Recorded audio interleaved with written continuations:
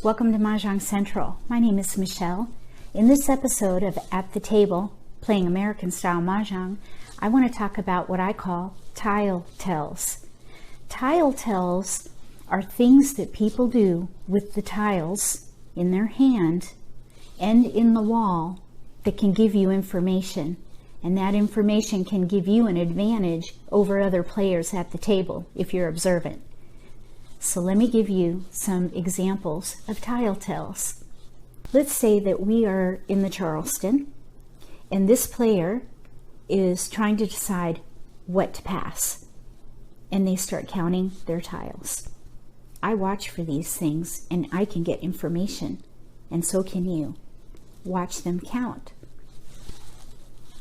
1, 2, 3, 4, 5, 6, 7. 1, 2, 3, 4, 5, 6.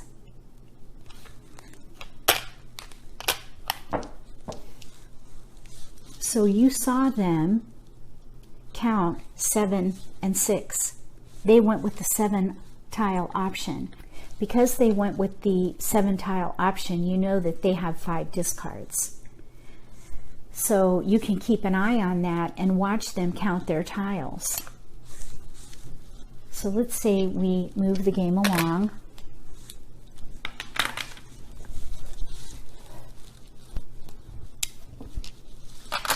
And let's say later you see them do this during the Charleston. We're saying it's going to be a cross pass. And they go like this. 1, 2, 3, 4, 5, 6, 7, 8, 9, 10. Versus 1, 2, 3, 4, 5, 6, 7, 8. Okay. So let's do that. So you know that they have 10 tiles towards either a category or their hand. Yeah, they have tiles to pass, but they counted off 10 tiles. That means that they're nearing either a category or a hand. So what that tells me is that I need to pick an easy hand to play and win as quickly as possible, as opposed to going for maybe a pair hand or a quint. Because if they have 10 tiles towards a hand or a category, they're close. My recommendation is that you not count your tiles like that, because it gives away information. If you feel like you need to count your tiles, keep your hand behind the tiles flat on the table in front of you, and you can run your hand across the tiles a little more discreetly than going like this. So just run your hand maybe like so. And don't point them out as you go. Just run your fingers across it and count as you go. Here's another tell that I call turning tiles. I'm going to say this player has drawn and they're ready to discard. So they're going to discard a 5 dot. 5 dot. I immediately take my tile, which is a 5 dot, and I'm going to turn it towards the right. That means that one of my tiles is out. So the game goes on. This player draws north. This player draws. And then they discard. 5 dot. I immediately turn my tile to the left. That now indicates that there are 2 of my discards out. But because I'm fiddling with my tiles, the other players at the table know what is going on in my hand and that I'm concerned about that tile. I may or may not make my hand because 2 of my tiles are out now. I may need to switch my hand, for example, which will give the other players time to build their hand. Sometimes you'll even see players with multiple tiles turned. They're concerned about all these tiles. It's best to not use this technique. If you want to differentiate your tiles based on tiles that have been discarded, turn them upside down. They're flush, with all your other tiles, so nobody can tell that you're differentiating them. But in your hand, they're upside down to identify that at least one is out. And that's the only drawback to that technique. You can only identify one. That is a flag for you to check the discards to see how many are out. Seeing that a tile is upside down is one way to flag yourself to look out to see how many are down. You already know at least one is. So the fact that there are upside down tiles in your hand, there may be multiple out there. Sometimes people have a plan A and a plan B, and they'll turn their plan B upside down. So you can't do both. If you have a plan A and a plan B, and you have upside down tiles, then you're not going to be able to differentiate discarded tiles by turning them upside down, because it'll get all mixed up. So it's going to have to be one or the other. But you're not giving away information to other players at the table. Information is very valuable. Knowledge is power in Mah Jongg. Keep that in mind. And any of the tile tells that I'm sharing here gives an advantage to the players at the table. Here's another tile tell that I call separating tiles. Everybody else calls it that too, so that's nothing new. But here's how it works. Let's say that this player has their tiles separated like so. I can surmise that they have a pung, a single, a pair, pair, discards. That may be what goes on in my mind, especially if a tile is discarded and then they expose it, showing that I was correct. Anytime you have separations, that gives away information. Train yourself to play with your tiles together, and that way nobody knows what is going on in your hand. Another form of separating tiles is this.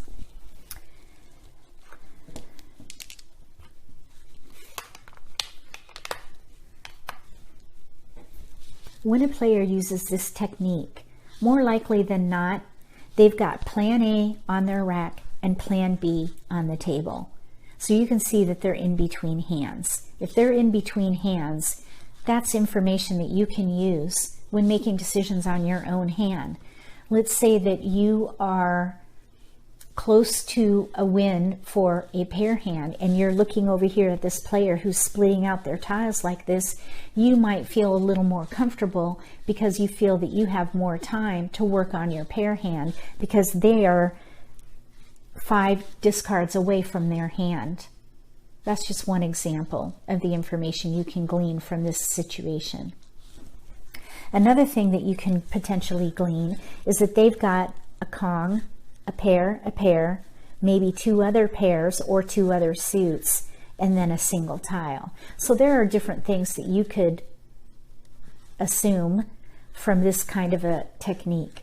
But either way, it's not a good technique. It's best to play with your tiles together. Train yourself to compartmentalize in your head, and that way you're not giving away any information to the other players at the table. I call this tile tell keeper insert. Let's say it's my turn. I'm going to pick a tile, bring it into my hand, and I'm going to insert it right in the middle. Everybody at the table knows that's a keeper. One thing that you could do to avoid giving that information away is this. Draw your tile, put it either to the right or to the left, one or the other. Do not insert it in the middle. Then discard. Bam. Let the game move on, and then while everybody's attention is on other players or their own hand, then insert it where it goes. This tile tell I call edge discards. So let's say again it's my turn. I'm going to draw and rack my tile, so I'm going to put it over here to the right, and then I'm going to discard immediately from the right, that discard. So that means it wasn't a keeper. I drew it, I racked it, I discarded it. The game progresses, and I draw again. I rack it and discard it. So just by picking and discarding in the exact same place every time, that's an indication that I'm probably either not picking at all and I keep getting no keepers, or I'm ready to win. So just keep that in mind. One thing that you could do, if you are ready to win, there's nothing you can do really. You're just waiting on a single tile. So there's no sort of fix for that, because you've got all the tiles you need and you're just waiting for that one tile. But if you do have other discards in your hand, I would draw, rack, and then discard. But if you continually discard between two different tiles, like what I just did, they're going to know that you're one tile away, or you have one discard left before you're ready to win.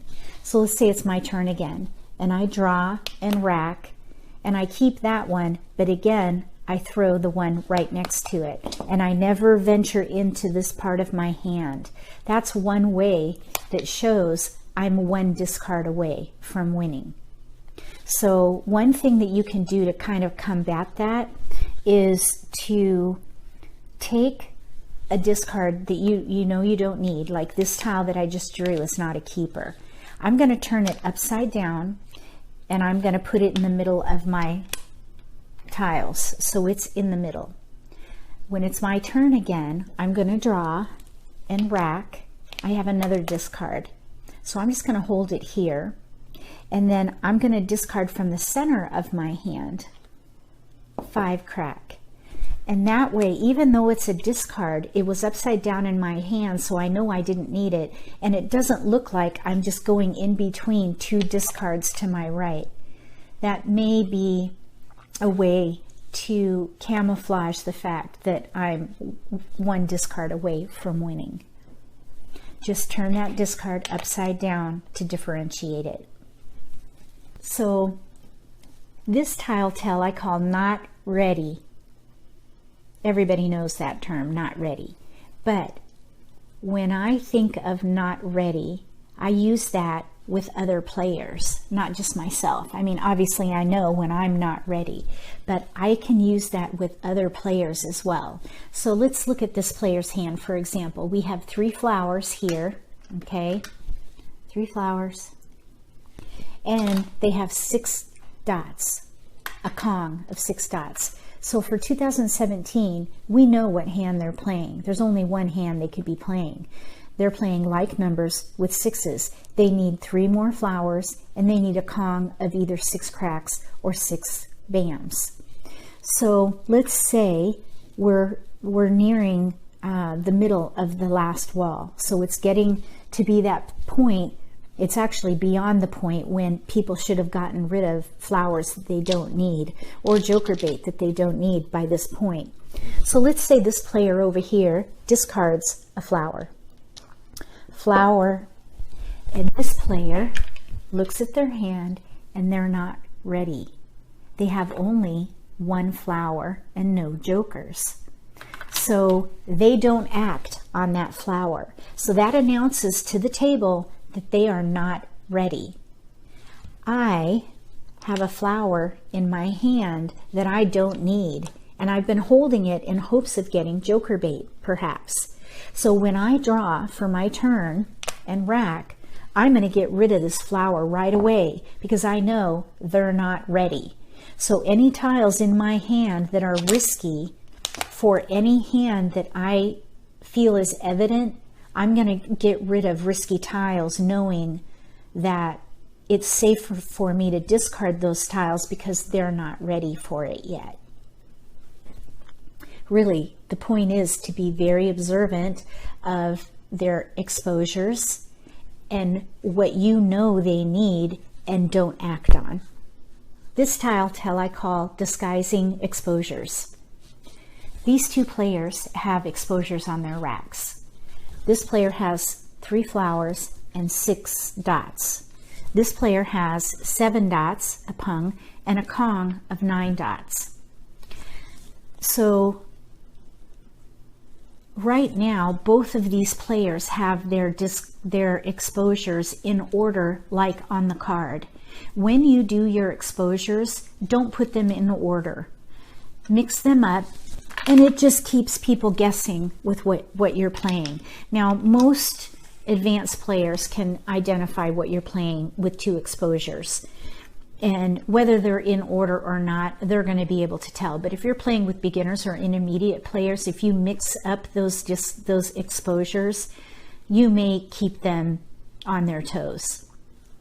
So put them either out of order, or when you claim a discard for an exposure, place your exposure to the far left, and then your next exposure, also place that to the far left with a space, so that each subsequent exposure is in order, and it really is inconsequential as to what the order is. In this case, that if the 9 dot was the first exposure, that would be to their far left, and the 7 dot came out next, so it's going to be the next exposure over, and it's out of order as it's displayed on the card. So it's just one way to keep people guessing. The next tile tell I call angled pick.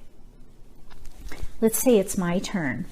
I'm going to reach over and pick up my tile, and I'm going to bring it into my hand. You can see that I'm bringing it in at an angle. This player can see that tile because I have picked at an angle, and I'm even inserting it in my rack at an angle. I played Mah Jongg just yesterday, and I saw the player to my right draw 2 jokers because that is the way they draw their tiles. When you draw your tiles, lift thumb and bring the tile into your rack, put it in your rack, then look at it. Do not look at it on its way into your rack, because the player to your left may be able to see that tile. So let me show you that again. You lift, thumb. So now you can't see what I have because my thumb is over the face of the tile. Even if I bring it in at an angle, they're not going to be able to see. If they see a little bit of the design, there's not enough on that face for them to be able to determine what that tile is, because I've got my thumb over the face. So I'm going to bring the tile into my rack and then look at it. Another thing that people do that gives away information is what I call center pick.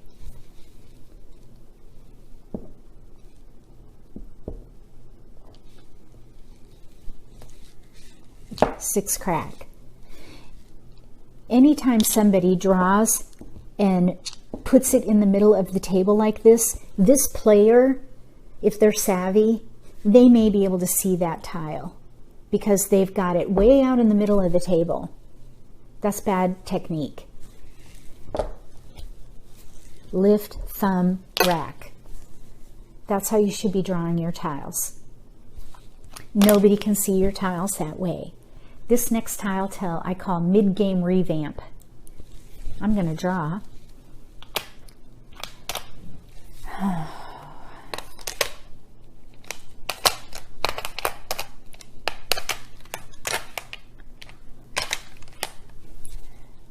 One crack. To me, that means they just changed their hand, and we're in the last wall. Now, they could have switched to defense at that point. That's the other potential situation. They either switched hands at this stage of the game, or they switched to defense. Either way, it gives away information. So what you want to do is, when you draw your tile, let me just put a tile back so you can see. When you draw your tile, bring it in, leave it there, decide what to discard,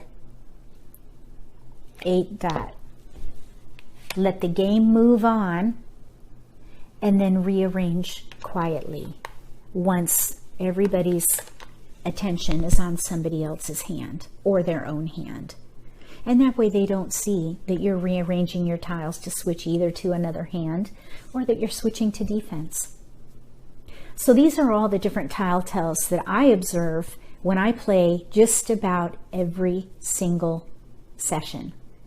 And I can gain a lot of information from players based on the way they manipulate their tiles. Knowledge is power. I'd love to know your thoughts about tile tells. Give me a thumbs up if you liked the video. If you haven't subscribed to my channel yet, click subscribe. Between now and the next At the Table Playing American Style Mahjong, may all your picks be keepers.